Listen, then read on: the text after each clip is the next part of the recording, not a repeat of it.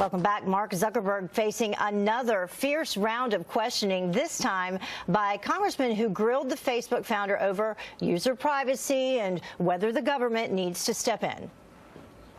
The internet is growing in importance around the world in people's lives, and I think that it is inevitable that there will need to be some regulation. So my position is not that there should be no regulation, but I also think that you have to be careful about what regulation you put in place. This, as we're learning, even he had his information compromised. So if Zuckerberg can't protect himself, how can we protect ourselves? Joining me now is criminal defense attorney David Bruno. Thank you so much for joining us this morning. We appreciate it. Good morning, as always. I mean, I will say it was 2 tough days. I don't know if I could sit there for that amount of time and be grilled with those numbers of questions and be able to do it as, you know, cool and collective as he appeared to be. Agreed. And don't forget, that's under oath as well. I mean, he has to be very careful about what he testifies about, not to perjure himself. We've heard a lot about this in other cases. I do think he did a great job, and as a Facebook user myself, I feel comfortable about their acceptance of responsibility and their plan moving forward. Right. I don't. I really don't. That's why I never downloaded the Messenger app, the Facebook Messenger app, to begin with, and I'm very glad I didn't at this point. You talk about, you know, telling the truth, and he was under oath. One of the specific things that was talked about is Diamond and Silk, who appear on Fox News frequently, and that their Facebook page was taken down. He said that they had been contacted, and then they were on one of our shows last night and said that that's not true.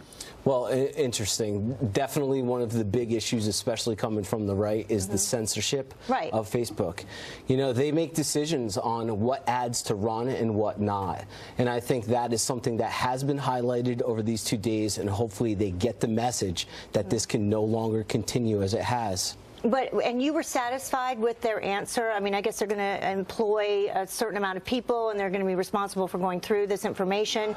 But who will those people be? Right. No, on that particular point, I do have some concerns. I'm more satisfied in what they did as a result of the Cambridge Analytica leak, and the fact that there was a third-party developer that was the one that actually provided the information. Facebook is not selling our information. That is a huge point. Yeah, let's bring up those 3 points that you had, beginning with that one, that they don't sell the data. Yeah, absolutely. This is something that wasn't very clear until these 2 days of testimony. They are not providing information. They did not provide the information to Cambridge Analytica. And then the app developers, they'll be audited, apparently, to prevent abuse at this point? Yeah, moving forward, because that's how the information got to Cambridge Analytica. So what they're going to do is they're going to do an independent audit on all of these apps to determine whether or not information is used improperly. If it's found to be used improperly, they're going to ban them. They're going to require the information to be deleted, and then they're going to notify everybody who's been compromised. And then, as you just mentioned, Facebook didn't provide the data directly to Cambridge Analytica. Sure. But do you think that any of this would be happening if Cambridge Analytica had been connected to a Democratic campaign?